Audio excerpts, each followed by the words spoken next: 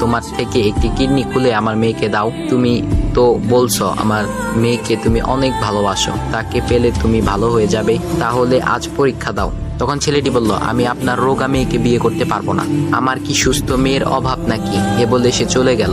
বাবা তখন কেঁদে কেঁদে মেয়ের কাছে সব খুলে বলল।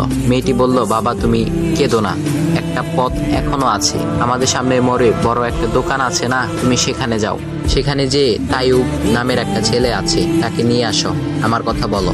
তখন মেয়েটির বাবা ছেলেটিকে নিয়ে আসলো। মেয়েটিকে দেখে ছেলেটির চোখ ভিজে পানি পড়তে লাগলো, কারণ মেয়ের বাবা তাকে সব খুলে বলেছে। তখন ছেলেটি মেয়েটিকে বলল, তুমি আমাকে একটা কিডনি দিবে? ছেলেটি বলল, কিডনি দেবার জন্যই আমি এসেছি। মেয়েটি তাকে বলল, তুমি কি চাও? ছেলেটি বলল, তুমি সুস্থ হয়ে আমার দোকানের সামনে দিয়ে যাবে, আর দূর থেকে আমি তাকিয়ে দেখব, এই অনুমতিটুকু চাই। এ কথা শুনে মেয়েটিও ও তার বাবা তাদের চোখের পানি ধরে রাখতে পারল।